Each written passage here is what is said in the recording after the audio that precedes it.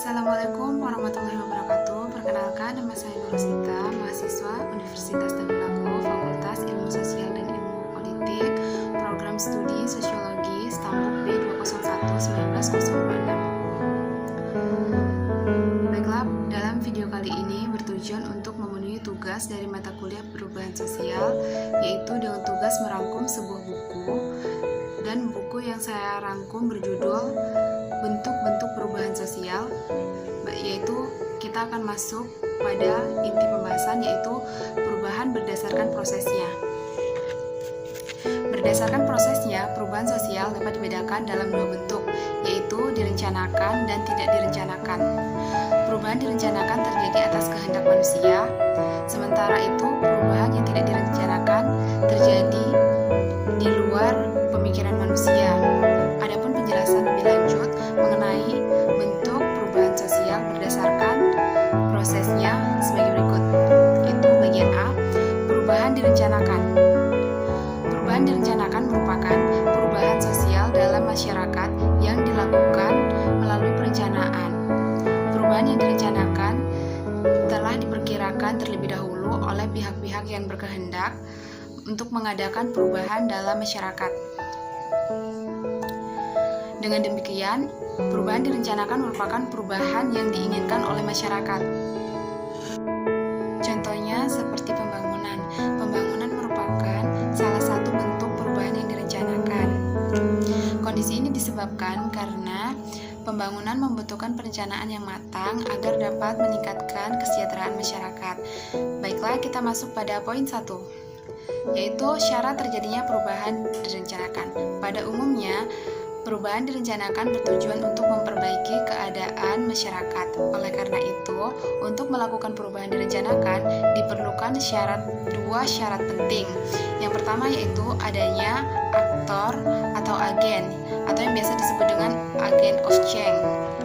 Yang kedua yaitu perencanaan yang matang. Agent of change merupakan seseorang atau sekelompok orang yang mendapat kepercayaan masyarakat sebagai pemimpin perubahan. Agent of change memiliki peranan penting dalam merencanakan dan memulai perubahan sosial sehingga hasil perubahan tersebut sesuai harapan. Dalam perubahan direncanakan juga diperlukan perencanaan matang. Perencanaan dalam upaya perubahan sosial bertujuan mengetahui dampak yang muncul setelah terjadinya perubahan direncanakan tersebut. Selanjutnya kita masuk pada poin kedua, yaitu penyebab perubahan direncanakan. Penyebab perubahan direncanakan yaitu upaya masyarakat untuk mengubah keadaannya.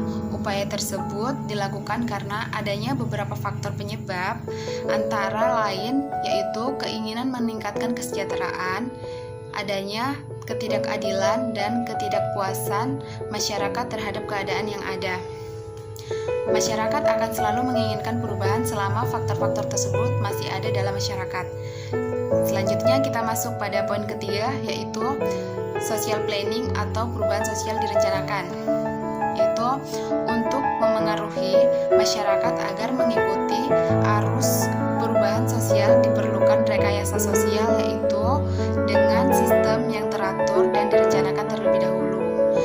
Cara ini dinamakan perubahan sosial atau sosial. Kita masuk pada bagian B, yaitu perubahan tidak direncanakan. Perubahan tidak direncanakan merupakan perubahan yang terjadi tanpa perencanaan atau berlangsung di luar jangkauan pengawasan masyarakat. Perubahan ini dapat menyebabkan timbulnya akibat-akibat sosial yang tidak direncanakan oleh masyarakat. Perubahan tidak direncanakan sering disamakan dengan perubahan tidak dikehendaki.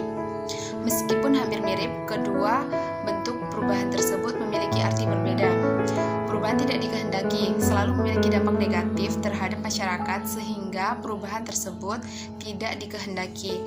Adapun perubahan tidak direncanakan tidak selalu berdampak positif meskipun prosesnya tidak melalui perencanaan.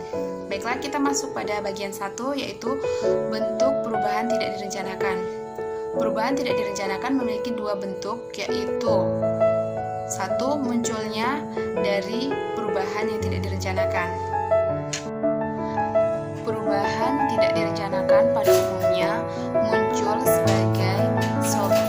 adalah dampak perubahan yang direncanakan. Artinya, terdapat hal-hal yang terjadi di luar perhitungan dalam perubahan yang direncanakan. Sebagai contoh yaitu pembangunan merupakan contoh perubahan direncanakan. Akan tetapi, dampak pembangunan dapat menyebabkan terjadinya perubahan tidak direncanakan.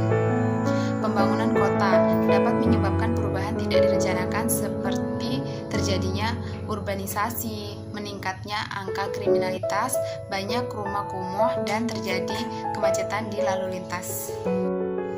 Bagian B, muncul di luar kuasa manusia.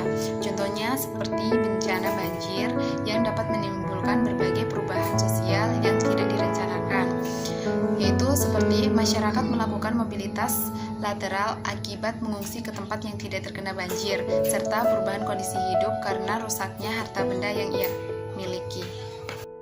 Selanjutnya kita masuk pada poin kedua, yaitu dampak negatif dari perubahan yang tidak direncanakan, yaitu perubahan tidak direncanakan sangat sulit ditebak waktu kejadiannya. Selain itu, perubahan tidak direncanakan dapat berdampak negatif bagi masyarakat. Salah satu dampak negatif dari perubahan tidak direncanakan yaitu misalnya perkembangan alat transportasi yang mendorong semakin banyaknya kendaraan pribadi sehingga dapat menyebabkan kemacetan. Yaitu kita masuk pada poin ketiga, yaitu dampak positif perubahan tidak direncanakan, yaitu salah satunya yaitu dampak positif dari perubahan tidak direncanakan, misalnya itu peristiwa bencana alam yang dapat mempererat solidaritas dan integrasi masyarakat. Baiklah, itu saja yang dapat saya sampaikan. Lebih dan kurangnya saya mohon maaf. Saya ucapkan wabillahi taufiq wal hidayah. Wassalamualaikum warahmatullahi wabarakatuh.